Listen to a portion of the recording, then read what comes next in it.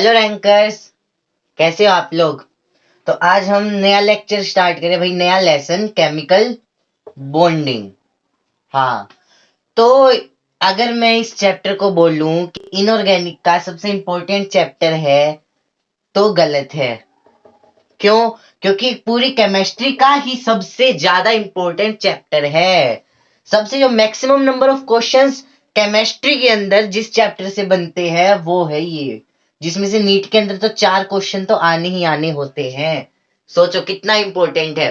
तो हम पढ़ेंगे केमिकल बॉन्डिंग चैप्टर को, जो कि है केमिस्ट्री का सबसे इंपॉर्टेंट चैप्टर। तो भाई जिसको ये चैप्टर आता है ना, उसके मतलब केमिस्ट्री में एक उम्मीद होती है कि हाँ, इस चैप्टर से 4 क्वेश्चन आएंगे। ये चैप्टर कर रहा हूं तो मेरे 4 क्वेश्चन तो हो रहे हैं नीट वालों के लिए, और जेई में भी इससे कम से कम 2-3 क्वेश्चन आराम से दिख जाते हैं देखने को। ठीक है, तो केमिकल बॉन्डिंग हमें पढ़ना है। केमिकल बॉन्डिंग के अंदर हमें क्या पढ़ना होगा मैं बता देता हूं एक बार। हमें पढ़ना होगा कि केमिकल बॉन्ड्स कैसे बनते हैं, कितने टाइप के बॉन्ड होते हैं, ठीक है, क्या स्टेबिलिटी ऑर्डर रहता है, कौन कौन से फैक्टर उनको अफेक्ट करते हैं। ठीक है, थ्योरीज आएंगी, जो थ्योरीज आई जिनसे हम बॉन्डिंग का ऑर्डर बता सकते हैं, सब कुछ अच्छे से एकदम डिटेल में, कैसे कंपाउंड का फॉर्मेशन होता है, कैसे मॉलिक्यूल बनता है, ठीक है, मॉलिक्यूल की स्टेबिलिटी किस किस पे डिपेंड करती है। ठीक, सारी चीज देखेंगे, सारी चीज, बॉइलिंग पॉइंट का फिनोमिना, मैक्सिमम जो मेल्टिंग पॉइंट का फिनोमिना, और क्या पोलराइजेशन देखेंगे, डाइपोल मोमेंट कैसे देखा जाएगा, ठीक है, हर टाइप की बॉन्डिंग देखेंगे, स्टेबिलिटी ऑर्डर सब देखेंगे, सब A to Z देखेंगे। और केमिकल बॉन्डिंग है भाई पूरा कॉन्सेप्चुअल। थोड़े एक्सेप्शंस होंगे, लेकिन उनको एक्सेप्शंस की तरह लेके चलना ही नहीं है। बोलते ना एक्सेप्शंस रट, नहीं, एक्सेप्शंस को समझ के चलेंगे। ठीक, रटना तो क्या है यार, एक बार पढ़ना ही तो है। रटना क्यों है, पढ़ना ही तो है। वो नहीं हो रहा लेकिन ऐसा मिल रहा है तो वो क्या एक्सेप्शन है। तो ऐसा मिल रहा है उसको रटना क्यों, कि भाई ऐसा मिल रहा है, समझ लो कि ऐसा मिल रहा है, ऐसे से अलग है, वो दो अलग थे, हो गया याद। तो टेंशन लेने का नहीं, केमिकल बॉन्डिंग करेंगे एकदम परफेक्ट वे में। ठीक है, तो भाई, तो जैसे नाम से पता चल रहा है केमिकल बॉन्डिंग, केमिकल बॉन्ड के बारे में हमें सबसे पहले पता होना चाहिए। तो केमिकल बॉन्ड क्या होता है? ए फोर्स, लिख दूं क्या डेफिनेशन, लिख देता हूं। A force that acts between, that's act between two or more atoms, two or more atoms, to hold them together, to hold them together, to hold them together। ठीक, as a क्या बनाएगा? Stable molecule. ठीक है, तो ठीक, तो क्या a force that acts between the two or more atoms to hold them together as a stable molecule, क्या करे कि दो एटम के बीच में जो फोर्स लगेगा, जैसे एक ये एटम एक ये एटम, दोनों एटम के बीच में जो फोर्स लगेगा, जो एक दूसरे को पास लेके आएंगे, जो एक दूसरे को दूर नहीं जाने देंगे, एक कंपाउंड का फॉर्मेशन करेंगे, आपस में इनको होल्ड रखेंगे, उसको, उस फोर्स को क्या कहेंगे हम? केमिकल बॉन्ड कहेंगे। क्या कहेंगे? केमिकल बॉन्ड कहेंगे। तो देखते हैं भाई ये ऐसा कैसे हो सकता है ना। चलो देखते हैं कैसे हो सकता है। तो देखने के लिए हम क्या करेंगे, किन के बीच में लग रहा है? एटम्स के बीच में, तो दो एटम बना लेते हैं। ठीक है, लो एक एटम ये हो गया, दूसरा एटम ये हो गया, दो एटम बन गए। ठीक, अब एटम्स के अंदर बीच में क्या होता है? हमारा न्यूक्लियस, हमारा न्यूक्लियस। न्यूक्लियस पे क्या होता है? Positive charge. एंड इधर कौन होंगे? Electrons and electrons. ठीक है, दोनों एटम क्या हुए? आपस में कांटेक्ट में, तो फोर्स जनरेट हुआ। कितने टाइप के फोर्स जनरेट हुए देखते हैं। इस वाले न्यूक्लियस ने क्या किया, देखो, पहली चीज तो देखना, ध्यान से देखना। जेड इफेक्टिव लग रहा है, जेड इफेक्टिव नहीं, जिनको नहीं पता मैं बता देता हूं। जेड इफेक्टिव वो फोर्स होता है जो न्यूक्लियस एटम का उसी के इलेक्ट्रॉन पर लगाता है, जो न्यूक्लियस एटम का उसी के इलेक्ट्रॉन पर क्या करता है? लगाता है। तो जेड इफेक्टिव। ठीक, तो जेड इफेक्टिव जो ये वाला फोर्स होगा, इसको हम कंसीडर नहीं करेंगे ड्यूरिंग द बॉन्ड फॉर्मेशन, इसको हम कंसीडर नहीं करेंगे। ठीक है, तो और कौन कौन से फोर्स हो सकते हैं देखते हैं भाई, और कौन कौन से हो सकते हैं। तो इस न्यूक्लियस का इसके ऊपर फोर्स लगाना, ये कौन सा फोर्स होगा? ये अट्रैक्टिव। अट्रैक्टिव होगा ना। अट्रैक्टिव क्यों होगा? रुको, अट्रैक्टिव को हम ऐसे शो करते हैं, रुको। ये इसकी तरफ अट्रैक्ट होगा, ये इसकी तरफ अट्रैक्ट होगा, है ना। तो अट्रैक्टिव फोर्स होगा, पॉजिटिव नेगेटिव ऑपोजिट चार्ज है, एक दूसरे को क्या करेंगे? अट्रैक्ट करेंगे। ऐसे ये भी क्या होगा? अट्रैक्टिव। बोलो, ठीक है। और कौन कौन से फोर्स होंगे? और कौन कौन से? इसका न्यूक्लियस और इसके न्यूक्लियस को क्या करेगा? Rebel, repulsive.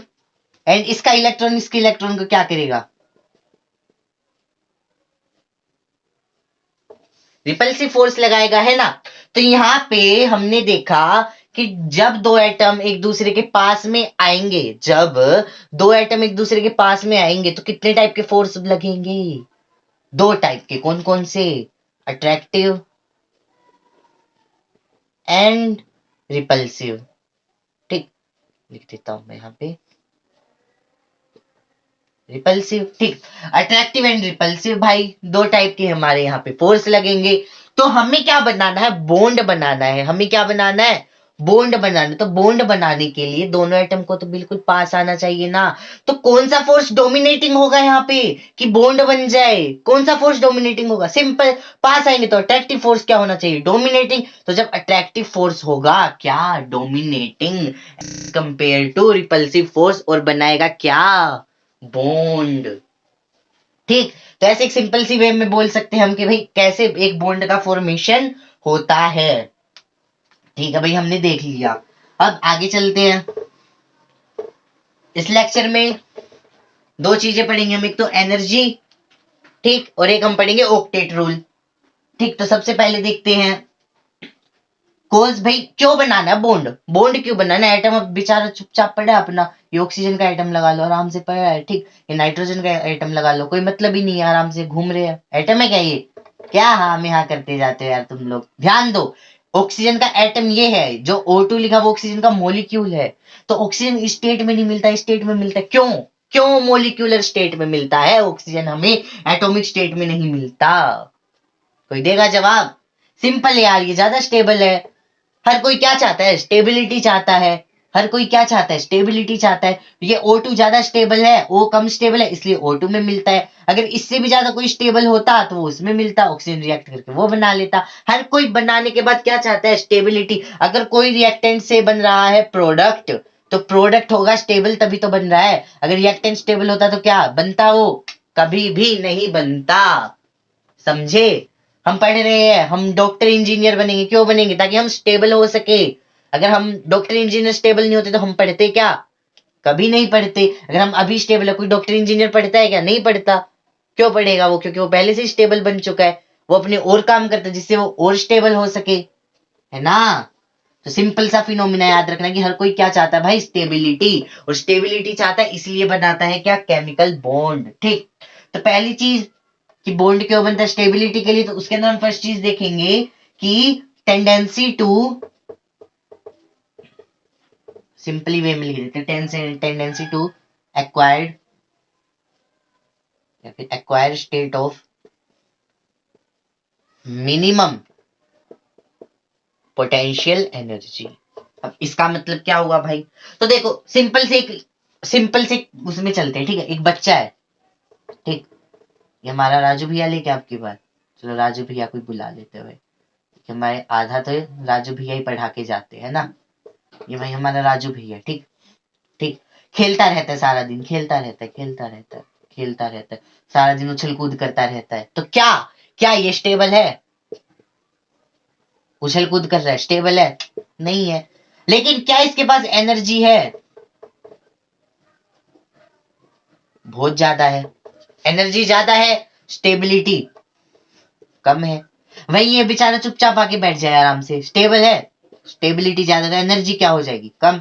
मतलब क्या हुआ कि अगर हमें स्टेबिलिटी करनी है ज्यादा, अगर हमें स्टेबिलिटी करनी है ज्यादा, तो एनर्जी करनी होगी कम।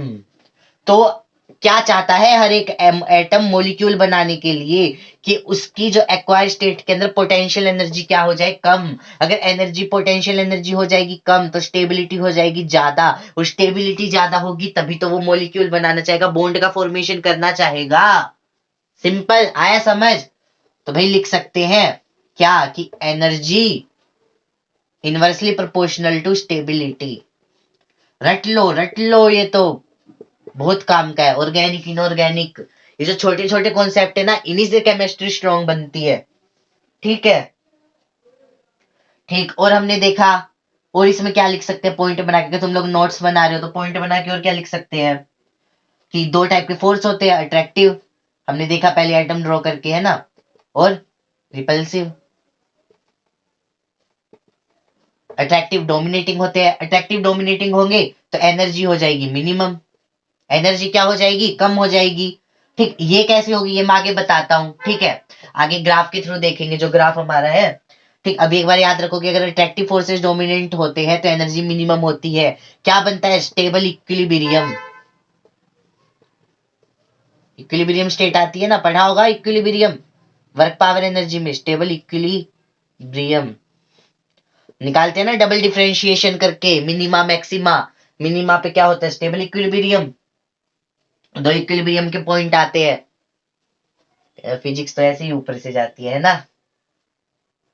और क्या कर सकते हैं, वही कि अगर मतलब नेट फोर्स अट्रैक्टिव डोमिनेटिंग करेंगे तो टोटल एनर्जी क्या हो जाएगी, डिक्रीज हो जाएगी। अब देखो एनर्जी हो रही है कम, तो इसको रब कर दूं, स्क्रीनशॉट ले लेना, या फिर नोट्स बना रहे तो लिख लेना। ऐसे चिक्की नोट्स बनाओगे ना, छोटे छोटे बनाओगे तो बहुत काम आएंगे ये अपने कॉन्सेप्ट को सुधारने में। ठीक, उसके बाद क्या लिख सकते हैं हम यहाँ पे कि एनर्जी हो रही है कम अगर बॉन्ड का फॉर्मेशन हो रहा है तो। सिंपल, एनर्जी कम हो रही है, एनर्जी कब कम होगी, जब एनर्जी क्या होगी, रिलीज होगी। सिंपल, अगर एनर्जी हमारी हो रही है कम तो एनर्जी हो रही होगी रिलीज, और अगर एनर्जी रिलीज हो रही है तो रिएक्शन कैसी होगी, एक्सोथर्मिक। एक्सोथर्मिक, एक्स एक्स यानी एग्जिट, एग्जिट हीट का एग्जिट होना, एनर्जी का बाहर निकलना क्या होता है, एक्सोथर्मिक। तो एनर्जी अगर कम हो रही है, बॉन्ड का फॉर्मेशन हो रहा है, एनर्जी कम तो स्टेबिलिटी ज्यादा, और स्टेबिलिटी ज्यादा तो एनर्जी बाहर निकल रही है, और बाहर निकल रही है तो रिएक्शन कैसी हुई, एक्सोथर्मिक। तो इससे हम बोल सकते हैं क्या, इससे हम बोल सकते हैं, तो ये पॉइंट हो गया। दूसरा बोल सकते हैं कि जो बॉन्ड का फॉर्मेशन जब होता है, जब बॉन्ड का फॉर्मेशन होता है तो क्या होता है, एनर्जी डेल्टा एच होता है नेगेटिव। डेल्टा एच क्या होता है, नेगेटिव। एनर्जी क्या होती है, रिलीज, बाहर जाती है। रिएक्शन कैसी होती है, एक्सोथर्मिक। बोलो, बोल सकते हैं ना। और जो ये एनर्जी बाहर जाती है, जो ये एनर्जी बाहर जाती है, इस एनर्जी को हम बोलते हैं बॉन्ड एनर्जी। क्या बोलते हैं, बॉन्ड एनर्जी। ठीक, तो ध्यान से देखना, ध्यान से देखना एक चीज, जितनी ज्यादा एनर्जी बाहर गई होगी, जितनी ज्यादा एनर्जी बाहर गई होगी, सिस्टम की एनर्जी उतनी ही कम हुई होगी। ठीक, सिस्टम की एनर्जी उतनी ही कम हुई होगी, और स्टेबिलिटी उतनी ही ज्यादा हो गई होगी। सिंपल, कि भाई जितनी ज्यादा एनर्जी बाहर गई होगी, एनर्जी उधर उतनी ही कम हुई होगी, है ना, और स्टेबिलिटी उतनी ही ज्यादा हुई होगी। तो जितनी ज्यादा बॉन्ड एनर्जी होगी, स्टेबिलिटी भी तो उतनी ही ज्यादा होगी। नहीं आया समझ, नहीं आया समझ, देखो दोबारा से देखो कि अगर एनर्जी बाहर जा रही है, पहले गई 2 जूल, यहाँ पे थी टोटल 10 जूल। ठीक, यहां से 2 जूल गई तो यहाँ कितनी बची होगी, 8 जूल। ठीक, बाद में यहां से कितनी गई, रुको इसको अच्छे से लिख देते हैं, रुको ध्यान से देखना। ये मान लिया कोई रिएक्शन है, ठीक, कोई भी है हमारा एटम टाइप या फिर कुछ भी मॉलिक्यूल टाइप, कुछ भी लगा लो, ठीक है, एटम मॉलिक्यूल लगा लो कि बॉन्ड का फॉर्मेशन अभी हो रहा है। ठीक है, तो एनर्जी पहले यहाँ पे थी कितनी, 10 जूल। अनस्टेबल, ज्यादा एनर्जी, 2 जूल चली गई, कितनी बची, 8 जूल, है ना। यहाँ पे कितनी चली गई, 2 जूल, यहाँ पे पहले कितनी थी, 0 जूल। ठीक है, तो ये क्या हुआ होगा, थोड़ा स्टेबल हुआ होगा क्योंकि एनर्जी कम हुई होगी। बाद में यहाँ पे होगी 6 जूल, यहाँ से चली गई 4 जूल। सिंपल, यहाँ होगी 6 जूल, यहाँ होगी 4 जूल। तो ध्यान से देखना, ध्यान से देखना, ये क्या एनर्जी जा रही है, ये क्या, बॉन्ड एनर्जी, बॉन्ड एनर्जी। और यहाँ पे एनर्जी क्या हो रही है, कम हो रही है, एनर्जी कम, एंड यहाँ पे बॉन्ड एनर्जी क्या हो रही है, ज्यादा हो रही है। बॉन्ड एनर्जी क्या हो रही है, ज्यादा हो रही है। अगर यहाँ पे एनर्जी कम हो रही है तो स्टेबिलिटी क्या हो रही होगी, स्टेबिलिटी क्या हो रही होगी, इंक्रीज हो रही होगी। अगर स्टेबिलिटी इंक्रीज हो रही है तो क्या बॉन्ड एनर्जी भी इंक्रीज हो रही है, तो मैं बोल सकता हूं कि stability is directly proportional to bond energy. बोलो, अब देखो कंफ्यूजन यहाँ होता है, मैंने लिख दिया stability directly proportional to bond energy. अब बच्चे क्या करते हैं, बॉन्ड को भूल जाते हैं। ठीक, इससे पहले हमने पढ़ा था कि स्टेबिलिटी इनवर्सली प्रोपोर्शनल होता है किसके, एनर्जी के, और अभी हम पढ़ रहे हैं स्टेबिलिटी डायरेक्टली प्रोपोर्शनल होता है किसके, बॉन्ड एनर्जी के। तो एनर्जी और बॉन्ड एनर्जी में है डिफरेंस, एनर्जी और बॉन्ड एनर्जी में क्या है, डिफरेंस है। और क्या डिफरेंस है वो इधर देखो। बोलो, हुआ क्लियर? अब हो गया ना क्लियर? जिसको अभी भी क्लियर नहीं हुआ, वीडियो को दोबारा से पीछे करके देखे और समझ जाए। ठीक, तो ध्यान रखना कि भाई स्टेबिलिटी इनवर्सली प्रोपोर्शनल होती है एनर्जी के, और डायरेक्टली प्रोपोर्शनल होती है किसके, बॉन्ड एनर्जी के। बोलो ठीक, चलो ठीक है। फिर अब ग्राफ बना के देखते हैं भाई मैं किसकी बात कर रहा था, पोटेंशियल एनर्जी वर्सेस, ग्राफ बनता है ना intermolecular distance, potential energy versus intermolecular distance. सबने पढ़ा होगा ये ग्राफ, जिसने नहीं पढ़ा वो भी देख लो भाई। इस टाइप से कुछ होता है, ठीक है, थोड़ा ज्यादा ही कर्व्ड होता है, मैंने थोड़ा कम कर दिया, ऐसे जाके ऐसे ऐसे जाता है। ठीक, टेढ़ा हो गया, कोई ना, तुम लोग काम चला। ठीक है, ये होगी पोटेंशियल एनर्जी यहाँ पे। ठीक है, क्या होगी potential energy, and this is the minimum state of energy. ठीक है, ये क्या होगी हमारी इंटरमोलिकुलर डिस्टेंस, इंक्रीज हो रही है। मतलब इंटरमोलिकुलर डिस्टेंस का मतलब क्या है कि एटम, एटम दूर दूर है। ठीक है, जैसे जैसे डिस्टेंस कम होगी क्या होगा, एटम एटम पास आएंगे, पास आएंगे तभी तो डिस्टेंस कम हो रही है, सिंपल। तो जब यहाँ पे एटम बिल्कुल बिल्कुल चिपक जाएंगे, बिल्कुल चिपकना नहीं बोल सकते, मतलब बॉन्ड का फॉर्मेशन हो जाएगा बोल सकते हैं। जब बॉन्ड का क्या हो जाएगा, फॉर्मेशन हो जाएगा, तो एनर्जी क्या हो जाएगी, मिनिमम। मिनिमम क्या आ जाएगा यहाँ पे, इक्विलिब्रियम आ जाएगा। रुको देखो ध्यान से देखते हैं, अभी देखो फिर से बताता हूँ। देखो पोटेंशियल एनर्जी आर, ठीक, इंटरमोलिकुलर डिस्टेंस क्या है, ज्यादा है, तो एनर्जी क्या है, जीरो है, मतलब जीरो बोलेंगे। ठीक है, जीरो बोलेंगे, या फिर एक हमने स्टैंडर्ड स्टेट मान ली कि भाई जीरो है। जीरो का मतलब ये नहीं कि जीरो ही होगी यार, तो ये तो बहुत कम एनर्जी हो गई, तो इसमें तो बॉन्ड बनना चाहिए था, नहीं। हमने एक स्टैंडर्ड स्टेट मान ली कि भाई जीरो है, नेगेटिव में जाएगी तो जीरो से भी तो कम होगी ना एनर्जी, फिर ये एनर्जी को रिलीज करना स्टार्ट करेगा, नेगेटिव जाएगी, नेगेटिव जाएगी, एक्सोथर्मिक रिएक्शन होगी, एनर्जी छोड़ना स्टार्ट करेगा, बॉन्ड एनर्जी निकलेगी, है ना। तो जैसे जैसे हमने इस डिस्टेंस को क्या किया, कम किया, कम किया, कम किया, कम किया, तो देखो एनर्जी क्या हो गई, कम होनी स्टार्ट हो गई, एनर्जी क्या हो गई, कम होनी स्टार्ट हो गई, मतलब बॉन्ड एनर्जी क्या हो गई, रिलीज होनी स्टार्ट हो गई। और एनर्जी कम हो रही है तो क्या, स्टेबिलिटी आनी शुरू हो गई। और एक एक आया यहाँ पे क्या कर रहा है, मतलब ये पास आ रहा है, तो यहाँ पे क्या हो रहा है, अट्रैक्शन डोमिनेट कर रहा है रिपल्शन से, है ना। इसकी स्लोप निकालते हैं हम, स्लोप निकालते हैं ना, डबल डिफरेंशिएशन करते हैं, उसके बाद दो इक्विलिब्रियम के पॉइंट आते हैं, मिनिमा और मैक्सिमा। इसको हम वर्क पावर एनर्जी में डिटेल में पढ़ेंगे, ठीक है। इस कर्व को इधर थोड़ा सा पढ़ लेते हैं, जितना हमारे रिक्वायर्ड है, उधर भी डिटेल नहीं करेंगे, जितना रिक्वायर्ड होगा उतना पढ़ लेंगे। ठीक है, अट्रैक्शन क्या होगा, डोमिनेटिंग होगा एज कंपेयर टू रिपल्सन, तभी तो एटम्स जो होंगे वो पास आएंगे, पास आएंगे, पास आएंगे, और एक टाइम पे आके क्या हो जाएगा, बॉन्ड का फॉर्मेशन। जब जब बॉन्ड का फॉर्मेशन होगा तो यहाँ पे क्या बन जाएगा, एक मिनिमा बन जाएगा, एनर्जी हो जाएगी मिनिमम, स्टेबिलिटी हो जाएगी मैक्सिमम। आया समझ, एनर्जी हो जाएगी मिनिमम, पोटेंशियल एनर्जी हो जाएगी मिनिमम, और स्टेबिलिटी क्या हो जाएगी, मैक्सिमम। यही तो हमें करना था। अब यहाँ पे अगर इक्विलिब्रियम बना तो यहाँ पे अट्रैक्शन फोर्स, अट्रैक्शन फोर्स क्या करेंगे, बैलेंस करेंगे, किसको, रिपल्सन फोर्स को। बोलो, अट्रैक्शन फोर्स क्या करेंगे, रिपल्सिव फोर्सेस को बैलेंस करेंगे, यही तो करेंगे ना। अब अट्रैक्शन फोर्सेस रिपल्सन फोर्सेस को क्या किया, बैलेंस किया। फिर अगर हम इसकी और डिस्टेंस को कम कर देते और करने की कोशिश करते हैं, तो देखो अचानक से एनर्जी बढ़ गई, तो क्या होगा, रिपल्सन फोर्स कर जाएंगे भाई dominating as compare to attraction forces, और क्या हो जाएंगे, एटम भाग जाएंगे भड़ाम, ठीक, बहुत ज्यादा दूर चले जाएंगे, एनर्जी एकदम से बढ़ जाएगी। तो एक लिमिट तक होता है जहां तक बॉन्ड बनता है, उससे ज्यादा अगर हम फोर्स लगा के कुछ करेंगे तो यार फिर तो तुम लोग मतलब दुनिया बदलने की सोच रहे हो, है ना।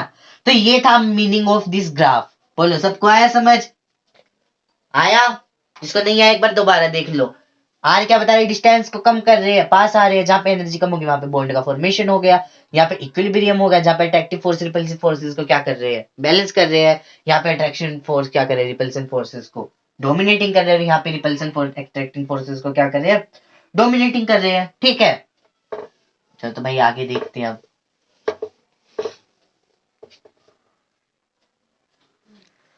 तो अब हम पढ़ते हैं क्या, केमिकल बॉन्ड्स के टाइप, है ना, कि भाई कितने टाइप के केमिकल बॉन्ड्स होते हैं इसके अकॉर्डिंग। चलो देखते हैं। तो भाई दो टाइप के बॉन्ड होते हैं, स्ट्रॉन्ग बॉन्ड और वीक बॉन्ड। स्ट्रॉन्ग बॉन्ड कौन होते हैं, जो एटम्स और एटम्स के बीच में बनते हैं, इंटर एटॉमिक बॉन्ड्स होते हैं, ठीक, एटम एटम के बीच में। ठीक, और वीक बॉन्ड क्या होते हैं, जो इंटरमोलिक्यूलर बॉन्ड होते हैं, जो मॉलिक्यूल और मॉलिक्यूल्स के बीच में। ठीक, एटम और एटम के बीच में जो बॉन्ड बनेंगे इंटर एटॉमिक बॉन्ड, वो क्या होंगे, स्ट्रॉन्ग बॉन्ड। और जो वीक बॉन्ड होंगे वो क्या होंगे, वीक बॉन्ड। ठीक है, तो वी स्ट्रॉन्ग बॉन्ड के अंदर भी कितने टाइप के बॉन्ड होते हैं, चार, आयनिक, कोवालेंट, कोऑर्डिनेट और मेटालिक। और वीक बॉन्ड के अंदर क्या होते हैं, हाइड्रोजन बॉन्ड और वंडरवॉल फोर्स ऑफ अट्रैक्शन।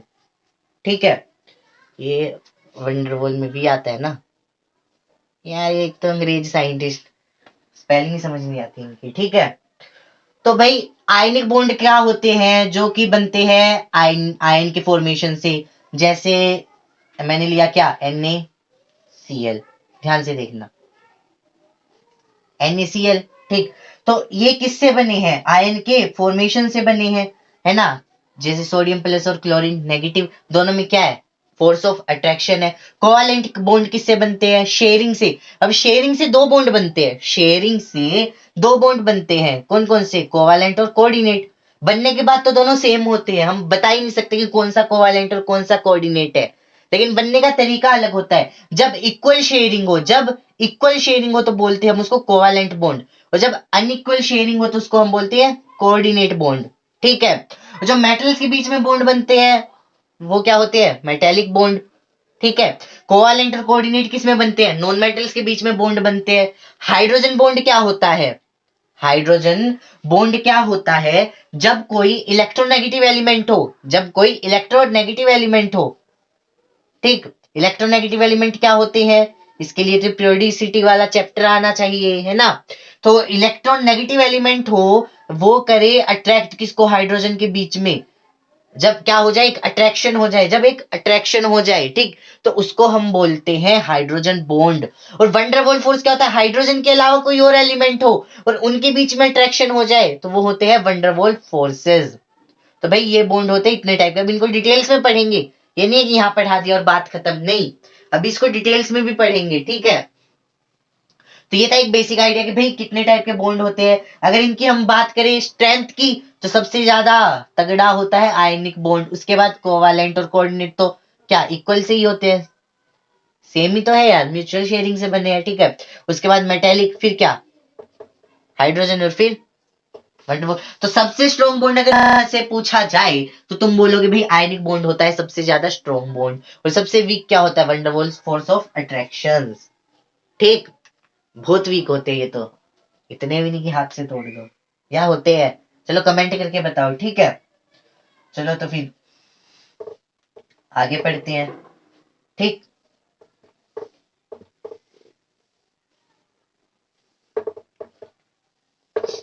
अब हम पढ़ेंगे क्या, ऑक्टेट रूल।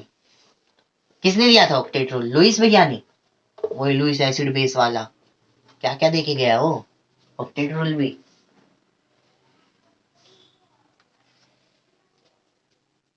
चलो तो ठीक, अब हम पढ़ेंगे क्या, बी बॉन्ड बनाने के लिए भी हमने क्या पढ़ा, एनर्जी वाला पढ़ा, कि एनर्जी क्या है ना। एनर्जी का हमने पढ़ा कि भाई एनर्जी की रिक्वायरमेंट मिनिमम क्या करनी होती है, पोटेंशियल एनर्जी। हम पढ़ते हैं सेकंड, जो कि क्या है, लुइस ऑक्टेट रूल। ये तो पढ़ा होगा ना तुम लोगों ने 10th क्लास में, कि हर कोई क्या करना चाहता है, अपना ऑक्टेट पूरा। अपना ऑक्टेट पूरा, ऑक्टेट कंप्लीट, जिससे उसको मिल जाए क्या, नोबल गैस कॉन्फ़िगरेशन। ठीक,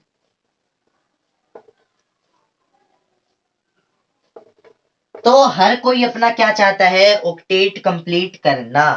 हर एटम क्या चाहता है, अपना ऑक्टेट कंप्लीट करना, और अपने पास में जो उसकी नोबल गैस होती है उसकी कॉन्फ़िगरेशन को लेना। हम सबको पता है नोबल गैस क्या होती है, बहुत ज्यादा स्टेबल होती है, पता है ना, normal gas is highly stable. तो ऑक्टेट को क्या करना है, कंप्लीट। ऑक्टेट का मतलब क्या है, ध्यान से देखना, जैसे ऑक्सीजन लगा लो, इसकी इलेक्ट्रॉनिक कॉन्फ़िगरेशन लिखे तो क्या आएगी, 1s2 2s2 2p4, ठीक है, और ऑक्सीजन एटम लगा दिया 2p4, ठीक। इसके ऑक्टेट यानी इसके वैलेंस शेल में कितने इलेक्ट्रॉन है, 6। इसको करना क्या, अपना ऑक्टेट पूरा करना है, और ऑक्टेट पूरा करने के लिए इसको कितने चाहिए, 8 इलेक्ट्रॉन। तो इसके पास क्या है, 2 इलेक्ट्रॉन की कमी है, तो 2 इलेक्ट्रॉन एक्सेप्ट कर लेगा। और जो इलेक्ट्रॉन एक्सेप्ट करता है वो क्या होता है, क्या होता है जो इलेक्ट्रॉन एक्सेप्ट करता है, लुईस एसिड, लुईस एसिड होता है ना। और जो इलेक्ट्रॉन एक्सेप्ट करता है वो क्या होता है, नॉन मेटल भी होता है, ठीक है। और हम इसमें देखते हैं आगे, ठीक है, ऐसे ऑक्टेट कंप्लीट करना है भाई, ठीक है। तो बॉन्ड का फॉर्मेशन कैसे होता है ऑक्टेट कंप्लीट करने के लिए, वो देखते हैं। सबसे पहले आयनिक बॉन्ड के लिए अगर हम बात करते हैं, अगर हम आयनिक बॉन्ड के लिए बात करते हैं, पहले तो देखो लाइन बना के लिख लो तुम लोग कि ठीक है, every item has tendency to, अगर नोट्स बना रहे हो तो, every item has tendency to complete its octet, complete its octet and acquired nearest noble gas configuration, ठीक, and acquired nearest gas noble gas configuration, ठीक। कैसी होती है नियरेस्ट नोबल गैस की कॉन्फ़िगरेशन, क्या होती है, NH2 एंड NP6, यही तो होती है ना, पी ब्लॉक एलिमेंट होता है लास्ट वाला, सबसे लास्ट ग्रुप, है ना, सिंपल। ठीक है भाई, एक तो ये हो गई डेफिनेशन। उसके बाद कि ऑक्टेट को कंप्लीट करने के लिए, ऑक्टेट को कंप्लीट करने के लिए एटम क्या करते हैं, एटम्स लूजेस गेनिंग या म्यूचुअल शेयरिंग,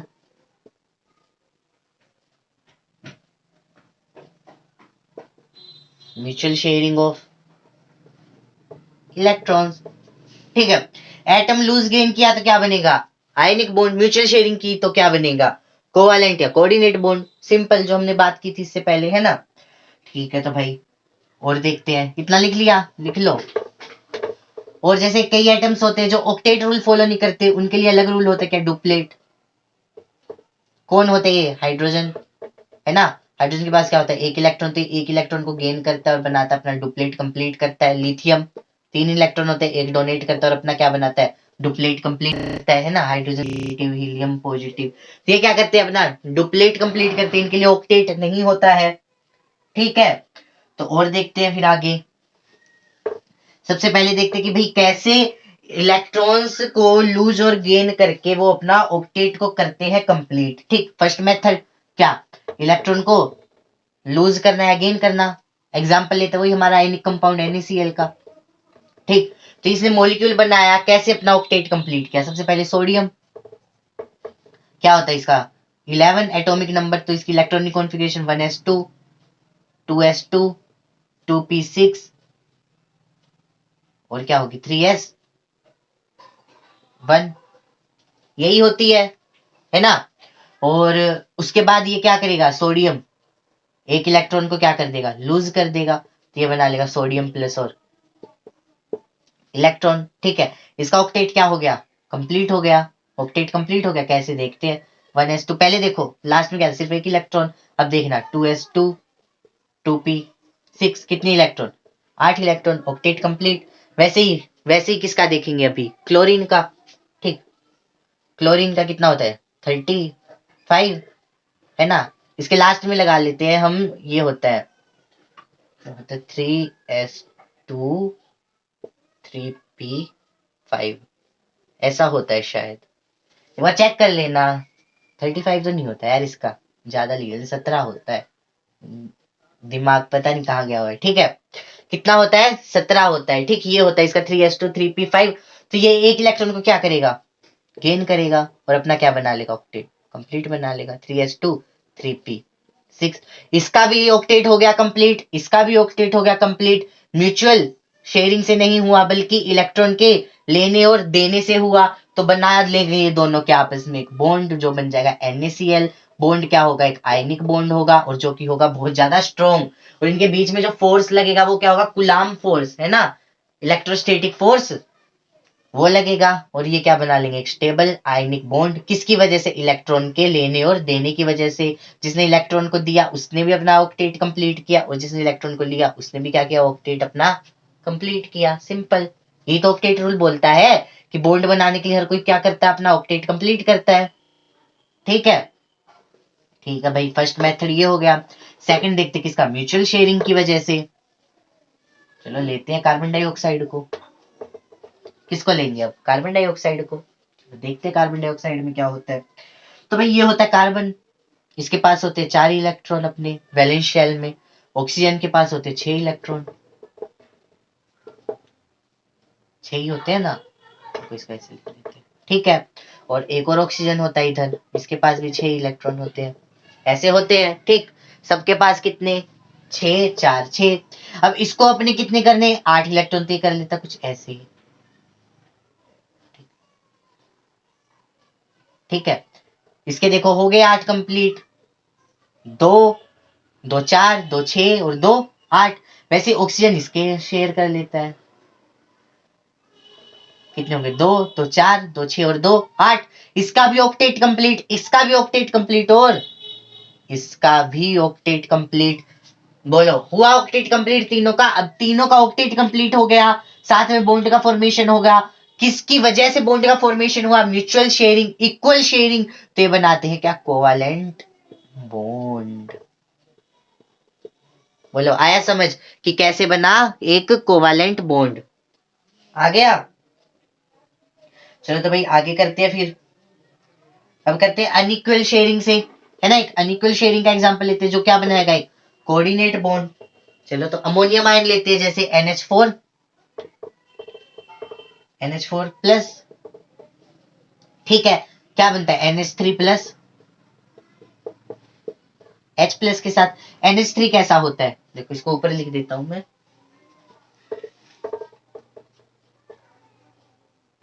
NH4 प्लस बनाना है हमें, ये किससे बनेगा NH3 प्लस, H प्लस से जो बॉन्ड का फॉर्मेशन होगा क्या बना लेगा ये NH4 प्लस। तो सिंपल है, अगर ये बनाया है, स्टेबल कर रहा है खुद को, तो अपना ऑक्टेट क्या किया होगा भाई, कंप्लीट किया होगा। चलो देखते हैं।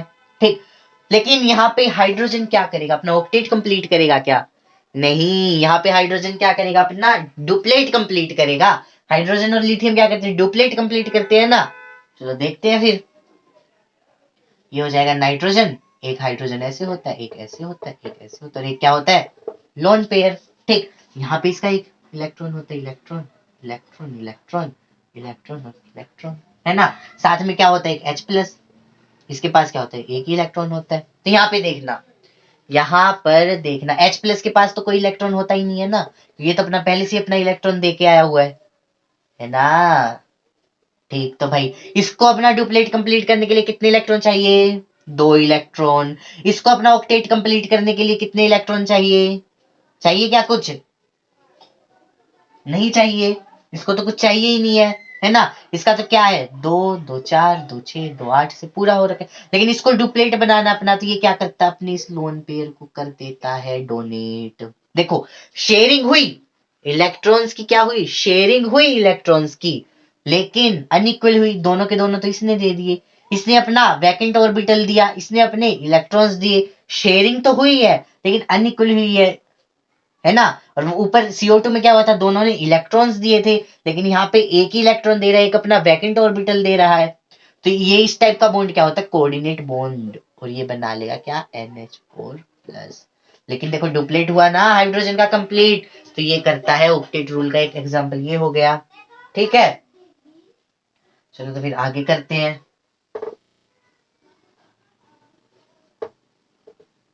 अब देखते हैं क्या एक्सेप्शंस देखते हैं भाई ऑक्टेट रूल के, है ना, क्योंकि एक्सेप्शंस बिना तो इनऑर्गेनिक केमिस्ट्री है ही नहीं, है ना। एक्सेप्शंस देखेंगे।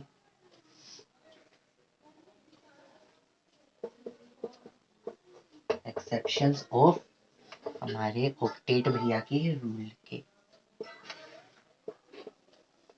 ठीक है। एक्सेप्शंस देखते हैं। तो एक्सेप्शंस में पहला क्या बोलता है, तो पहले एक्सेप्शंस में हम देखते हैं कि भाई ऑक्टेट रूल को नहीं कंप्लीट करता है, लेकिन फिर भी क्या करता है, अपने बॉन्ड का फॉर्मेशन करता है। तो पहले में हम देखते हैं कि वैलेंस शेल में इलेक्ट्रॉन्स होंगे, लेकिन किससे कम, 8 इलेक्ट्रॉन से कम। ज्यादा होंगे नहीं तो 8 इलेक्ट्रॉन से कम होंगे वैलेंस शेल में। अगर 8 इलेक्ट्रॉन से कम वैलेंस शेल में होंगे तो ऐसी स्पीसीज को हम बोलते हैं हाइपोवैलेंट। हाइपोवैलेंट बोलते हैं भाई। ये चीज याद रखना तुम लोग कि डायरेक्ट क्वेश्चन आ जाए which of the following species are hypovalent, ठीक है, कर देना, क्या बड़ी बात है, नहीं कर सकते। ठीक, दूसरी चीज इसके अंदर याद रखना कि जो हाइपोवैलेंट स्पीशीज होती है they are acts as Lewis acid. Lewis acid. अब हाइपोवैलेंट होंगे, ऑक्टेट कंप्लीट नहीं होगा तो क्या इलेक्ट्रॉन्स को और भी ज्यादा एक्सेप्ट करने की टेंडेंसी रखते हैं ना, और अगर इलेक्ट्रॉन को एक्सेप्ट करेंगे तो काम किसकी तरह करेंगे, लुईस एसिड की तरह। देखो ऑर्गेनिक और फिजिकल केमिस्ट्री में इक्विलिब्रियम में ये सब काम आता है लुईस एसिड का कॉन्सेप्ट, तो यहाँ भी बता रहा हूँ उधर भी बताऊंगा, तो आना चाहिए यार कि वहां बता रहा हूं तो तुम लोगों को पहले से आता है, तो अलग कॉन्फिडेंस आएगा। ठीक है, लुईस एसिड देखते हैं भी कैसे होते हैं एक्सेप्शंस के अंदर। ठीक, सबसे पहले एग्जांपल्स लिख लेते हैं एक्सेप्शंस के अंदर। ठीक है, तो एग्जांपल्स में हम लिख लेते हैं, सबसे इंपॉर्टेंट तो एग्जांपल्स ही होते हैं। ठीक, एक्सेप्शंस है तो रटने की जरूरत नहीं है, मैं समझा रहा हूँ कि कैसे एक्सेप्शंस होते हैं। ठीक है, सबसे पहले तो होता है एक BeCl2, AlCl3, BbR3, BF3, एक टीन का क्लोराइड होता है SnCl2, एक्सेट्रा।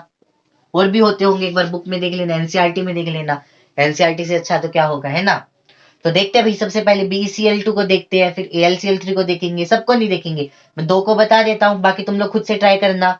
ठीक है, एक्सेप्शंस देखने की कि क्या सच में एक्सेप्शन है ये ऑक्टेट रूल का या नहीं है। सबसे पहले BeCl2 को देखते हैं।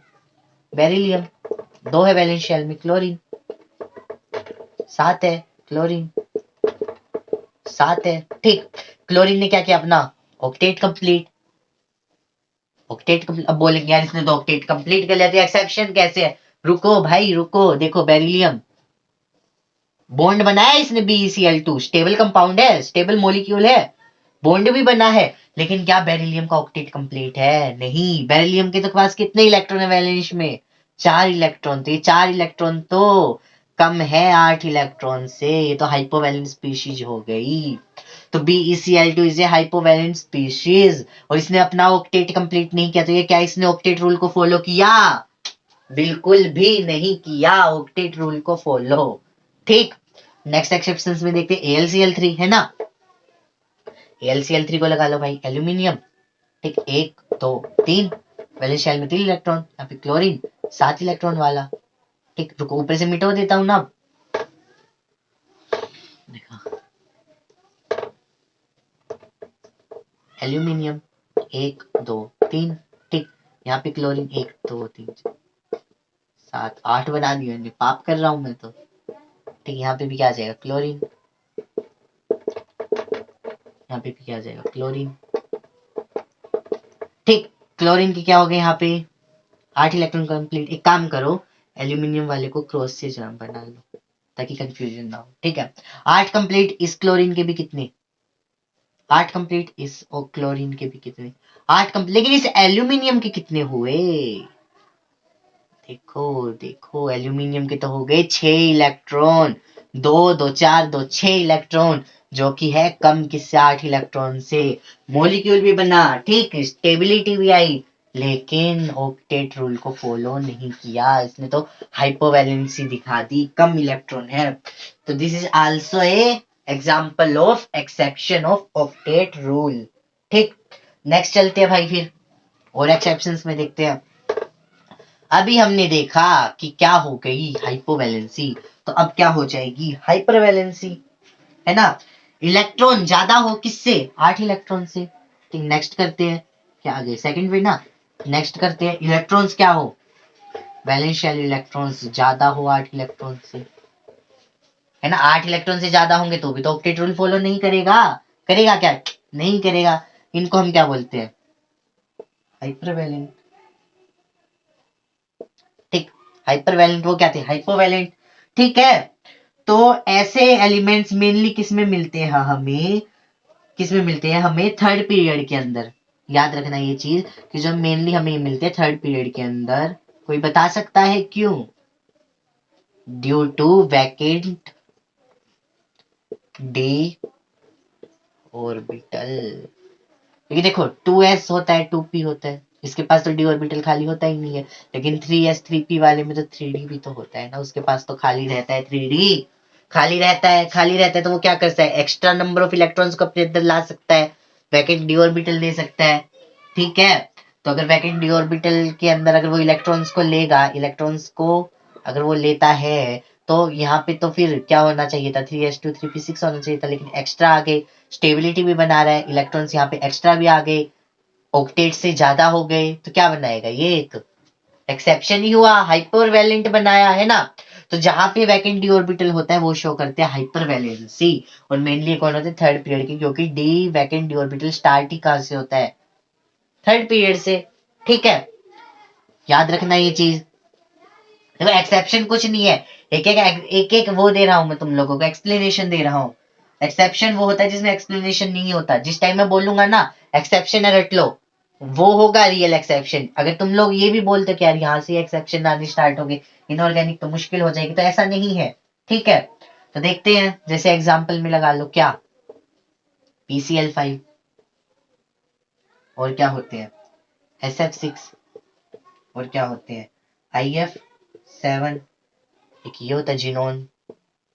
अब बोलेंगे जिनोन तो नोबेल गैस है, जो 10th से आए हैं बच्चे 11th में है, तो कह रही है तो रिएक्ट नहीं करती थी ना, आज कैसे कर दिया, करता है भाई जिनोन रिएक्ट, तुम लोगों को अंधेरे में रखा गया है। ठीक है, तो देखते हैं फिर PCl5 को देखते हैं, पी के वैलेंस में। चलो इसको रब कर दूं मैं, फिर PCl5 का स्ट्रक्चर ड्रॉ करते हैं।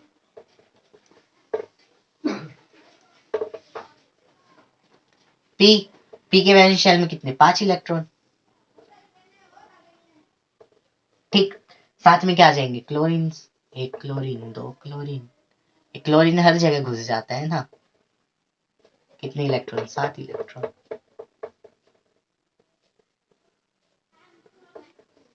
तो इतने सारे इलेक्ट्रॉन बनाना भी महाभारत का खेल।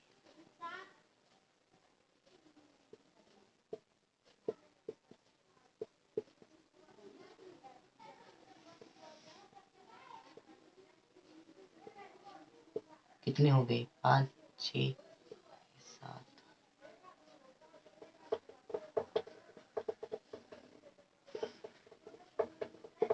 ठीक, तो देखो 8 complete, 8 complete, 8 complete, 8 complete, 8 complete. Chlorine ने तो भाई वो पहले की तरह अपना कर लिया ऑक्टेट कंप्लीट, लेकिन फोस्फोरस,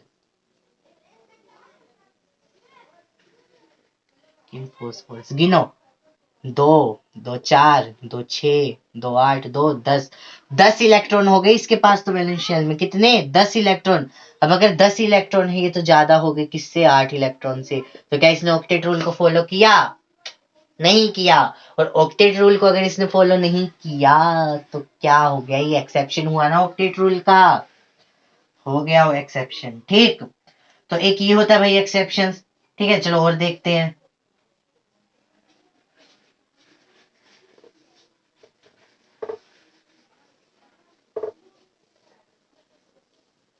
तो देखो अभी तक हमने सारे इवन नंबर के पढ़े थे, कि 6 हो सकते हैं, 8 हो सकते हैं, 10 हो सकते हैं ना। अब ऐसे भी तो हो सकते हैं ना जिनके पास क्या हो, ओड नंबर ऑफ इलेक्ट्रॉन्स हो, तो वो भी तो क्या होंगे, ऑक्टेट के एक्सेप्शन ही होंगे। ठीक है, चलो देखते हैं भाई। ऑक्टेट रूल का exceptions in odd number of electrons में, third odd number of electrons का। ठीक है, ऐसे मॉलिक्यूल्स जिनके वैलेंस शेल में क्या हो, लिख लेना कि ऐसे मॉलिक्यूल, लिखना पड़ेगा क्या है, molecules in which central atom has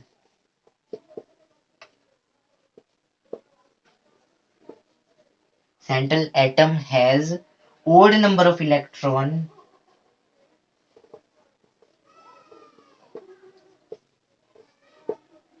in valence shell। ठीक है, एंड सेकंड में लिख सकते हैं क्या, ड्यू टू अनपेड इलेक्ट्रॉन। ये भी है, देखो अनपेड इलेक्ट्रॉन होंगे तो एक चीज तुम याद रखना, अभी यहाँ पे मैं एक्सप्लेनेशन नहीं दे रहा कि ऐसा क्यों होता है, लेकिन तुम लोग याद रखना कि पैरामैग्नेटिक होते हो। ठीक है, क्यों होते हैं, क्या होते हैं पैरामैग्नेटिक, ये हम नहीं पढ़ रहे, एक बार तुम लोग याद रख लो, आगे पढ़ेंगे जब थ्योरीज पढ़ेंगे ना उसमें पढ़ेंगे। और कोऑर्डिनेशन कंपाउंड 12th के अंदर तो और अच्छे से पढ़ते हैं इसके नेचर को। ठीक है, पैरामैग्नेटिक होता है और क्या होता है, कलर शो करते हैं। ठीक है, ये चीज याद रखना एक बार तुम लोग। ठीक है, और इसके एग्जांपल्स लिख लेते हैं। एग्जांपल्स में लिख लो क्या, NO, NO2, ClO2, ClO3, ClO3, ClO2 etcetera. ठीक है, लिख लो, ये स्क्रीनशॉट ले लो। चलो आगे स्ट्रक्चर बनाते, किसका, NO2 का बनाते हैं। चलो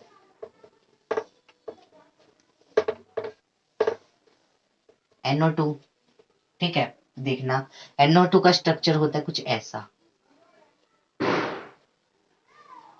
ठीक, कितने हो गए इसके पास,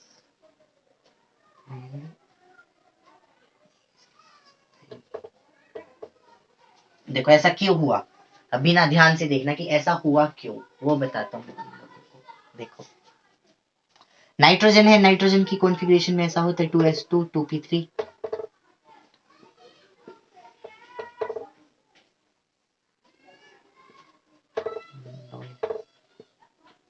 ठीक है, एंड ऑक्सीजन को कितने इलेक्ट्रॉन चाहिए, 2 इलेक्ट्रॉन। 2 मॉलिक्यूल ऑक्सीजन के, 2 मॉलिक्यूल है ऑक्सीजन के, है ना, तो 2 एटम है, मॉलिक्यूल नहीं सॉरी, 2 एटम ऑक्सीजन के, तो एक एटम आए अपने 2 इलेक्ट्रॉन दिए, यहाँ पेयरिंग कर ली मान लो। ठीक है, ऐसे मान लो पेयरिंग कर ली। अब जो एक एटम आया ऑक्सीजन का उसको तो कितने चाहिए, 2 इलेक्ट्रॉन चाहिए, लेकिन यहाँ पे तो वो सिर्फ एक दे सकता है, तो 2 के साथ कर सकता है क्या, नहीं कर सकता, इसलिए उस दूसरे वाले के साथ में बन जाता है कोऑर्डिनेट बॉन्ड, और ये अपना जो लोन पेयर है वो कर देता है डोनेट, और अपना लोन पेयर ऐसे डोनेट कर देता है अगर वो यहाँ से, तो इसके पास बच जाता है एक सिंगल अनपेयर्ड इलेक्ट्रॉन, और एक सिंगल अनपेयर्ड इलेक्ट्रॉन को हम लिखते हैं ऐसे, जिसके वैलेंस शेल में कितने इलेक्ट्रॉन हो जाते हैं, 1 2 3 4 5 6 और एक 7 इलेक्ट्रॉन। एंड क्या इसने ऑक्टेट रूल को फॉलो किया, नहीं किया, तो ये भी क्या है, एक्सेप्शन है, किसका, ऑक्टेट रूल का। ठीक है, और सूडो इनर्ट गैस कॉन्फ़िगरेशन में भी ऐसा देखने को मिलता है ना। अब भाई ये सूडो इनर्ट गैस कॉन्फ़िगरेशन क्या होती है, देखते हैं। जैसे जिंक की फैमिली होती है, आयंस में होती है ये मेनली, जिंक की फैमिली, जिंक देखो लिख दो यहाँ पे पहले तो 4 में, एक्सेप्शन के अंदर pseudo pseudo inert gas configuration.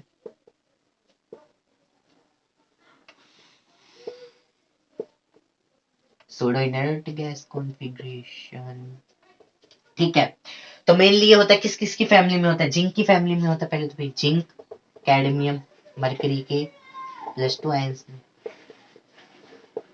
ठीक, और किस में होते हैं बताता हूँ अभी क्या होता है, और किस में, कॉपर की फैमिली में होता है, कॉपर सिल्वर गोल्ड के प्लस आयंस में, एक्सेट्रा। ठीक है, ऐसा होता है भाई, तो ऐसा कैसे होता है ये देखते हैं कि सूडो, मैंने इसको क्यों बोला कि ये सूडो नोबल गैस कॉन्फ़िगरेशन है, हमें पता है इनर्ट गैस कॉन्फ़िगरेशन क्या होती है, NS2Np6। ठीक है, मैंने लिया मान लो जिंक, जिंक का एटॉमिक नंबर सबको पता होना चाहिए 30 होता है जिंक का। ठीक है, तो 30 के लिए अगर मैं इसकी लिखता हूं तो ऑर्गन 18 होता है। ठीक है, ऑर्गन, उसके बाद में क्या आता है इसके अंदर 4s 2 एंड 3d 10 ऐसे भरते हैं according to aufbau principle n+l rule. ठीक है, ऐसे भरते हैं इलेक्ट्रॉन्स। ठीक है, अब ये बना रहे क्या, जिंक +2। ठीक है, क्या बना रहे, जिंक +2। अब इसके भी लास्ट में होगा क्या, 3s2 3p6। ऐसे लिख सकता हूँ ना मैं, आगे जो होगा हो जाएगा। इसके इलेक्ट्रॉनिक कॉन्फ़िगरेशन को अगर मैं ऐसे लिख सकता हूँ ना, जिंक की इलेक्ट्रॉन कॉन्फ़िगरेशन भाई। ठीक है, ऊपर से मैं रब कर देता हूँ। ये देखो, जिंक की इलेक्ट्रॉन कॉन्फ़िगरेशन ये है। ये तो क्या है इसका, इनर्ट गैस कॉन्फ़िगरेशन, लेकिन ऐसा तो इसने बनाया नहीं।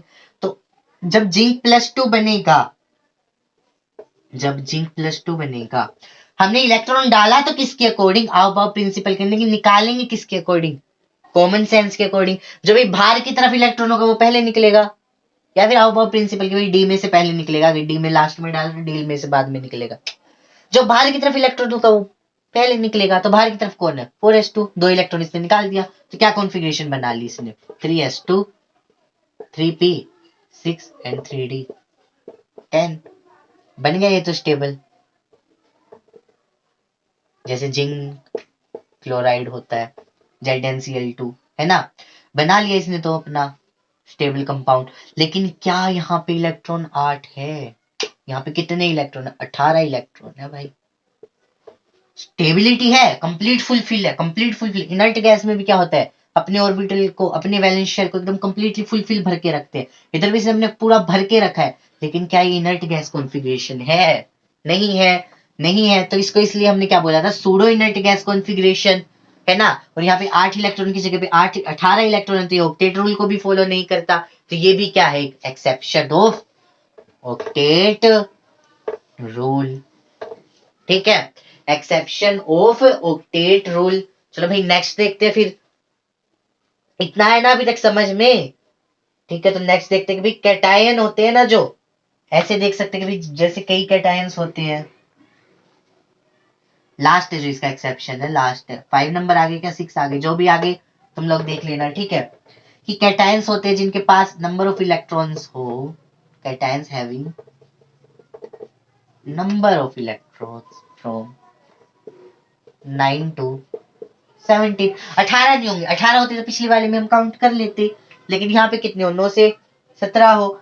8 होंगे तो ऑक्टेट रूल को फॉलो करेगा, लेकिन 8 हमें यहाँ पे लेने नहीं है। ठीक है, तो जैसे एग्जांपल्स में लगा लो, मैग्नीज +2, आयरन होता है +2 का, आयरन होता है +3 का, और क्या होता है, टिन होता है ना, किसको बोलते हैं ना, नाम भी भूल गया यार मैं तो। तुम लोग कमेंट करके बताना क्या बोलते हैं, ठीक है, एक्सेट्रा। ठीक है, ये इसके कुछ एग्जांपल्स होते हैं। चलो आयरन वाले को देख लेते हैं फिर क्या होता है, उसके बाद लेक्चर को कंप्लीट करते हैं, फिर नेक्स्ट लेक्चर में मिलेंगे। Fe+3 को देखते हैं। चलो, तो Fe आयरन का हमें पता है क्या होता है, 26, वही क्या 3s2 3p6 4s, कितना होता है 4s2 एंड 3d 5 आएगा ना। आयरन का 26 एक्सेप्शन में आता है ना ये, रुको इसके पास आना चाहिए 6 3d6। ठीक है, ऐसा होगा, होगा भाई। तो अब हमें क्या करने हैं, यहाँ से 3 इलेक्ट्रॉन निकालने हैं, Fe+3 बनाना है। तो पहले 2 इलेक्ट्रॉन तो कहां से निकलेंगे, यहाँ से, कॉमन सेंस। 1 इलेक्ट्रॉन कहां से निकलेगा, यहाँ से। तो क्या बना लेगा ये, 3s2 3p6 एंड 3d 5। तो कितने इलेक्ट्रॉन है यहाँ पे, कितने हैं, 13 इलेक्ट्रॉन। 8 इलेक्ट्रॉन है क्या, नहीं है। 8 इलेक्ट्रॉन नहीं, तो ये भी क्या है, एक्सेप्शन ऑफ ऑक्टेट रूल। तो यहां से भाई एक बात तो पता चल गई, क्या, कि जो ऑक्टेट रूल की थ्योरी है वो तो है फेल। लेकिन इसका मतलब ये नहीं पढ़नी नहीं है, क्वेश्चंस आते हैं उससे। लेकिन एक चीज पता चल गई कि भाई जरूरी नहीं है, जरूरी नहीं है कि बॉन्ड फॉर्मेशन के लिए क्या हो, ऑक्टेट रूल ही हो। जरूरी नहीं है कि बॉन्ड फॉर्मेशन के लिए क्या हो, ऑक्टेट रूल। तो क्या जरूरी है, पोटेंशियल एनर्जी का मिनिमम होना। सिंपल। क्या जरूरी है बॉन्ड फॉर्मेशन के लिए, पोटेंशियल एनर्जी का मिनिमम होना, एनर्जी का होना जरूरी है। जरूरी नहीं है कि ऑक्टेट रूल हो। ठीक है। और जो बॉन्ड एनर्जी का ऑर्डर था वो तुम लोग याद रखना कि स्टेबिलिटी क्या होता है, डायरेक्टली प्रोपोर्शनल होता है, लेकिन एनर्जी का क्या होता है, इनवर्सली प्रोपोर्शनल होता है। ये पूरा ऑक्टेट रूल का कॉन्सेप्ट यहाँ से क्वेश्चन जरूर आते हैं, बॉन्ड एनर्जी से भी आता है। तो केमिकल बॉन्डिंग के पहले लेक्चर में इतना ही पढ़ते हैं, ज्यादा बड़ा लेक्चर नहीं करेंगे। फिर नेक्स्ट लेक्चर में मिलते हैं कुछ नई चीजों के साथ। जब तक के लिए थैंक यू। अगर चैनल को आपने अभी तक सब्सक्राइब नहीं किया, वही सब फॉर्मेलिटी यार, क्या बुलवाते रहते हो तुम लोग। ठीक है, लाइक कर देना वीडियो को, लाइक से जरूरी भाई शेयर कर देना। जिस बच्चे की तुम लोगों को लगता है तुम्हारा दोस्त है कोई कि उसकी केमिकल बॉन्डिंग थोड़ी वीक है, ठीक है, उसको बेसिक से पढ़ना चाहिए, तो तुम उसको रिकमेंड कर देना कि भाई देखे। ठीक है, सब्सक्राइब ना करो, लाइक मत करो, लेकिन शेयर तो करो यार, जिससे ज्यादा हेल्प हो सके। ठीक है, फिर मिलते हैं नेक्स्ट वीडियो के अंदर। और टेलीग्राम पे हमारे डेली क्यूजेस होते हैं, हमारा ग्रुप है रैंकर्स नाम से। ठीक है, डेली क्यूज होते हैं, आओ तुम लोग देखो अपनी प्रिपरेशन की कैसे हो रही है। बच्चे देते हैं अच्छा, मतलब अच्छा स्कोर भी करते हैं। ठीक है, डाउट्स वगैरह भी डिस्कस कर सकते हो वहां पे आके। तो आओ यार, इंस्टाग्राम पे हमारे पेज को फॉलो कर सकते हो, सारी लिंक दी है डिस्क्रिप्शन के अंदर, तो तुम लोग आ जाओ बस। ठीक है, फिर मिलते हैं किसमें, नेक्स्ट लेक्चर के अंदर। जब तक के लिए थैंक यू।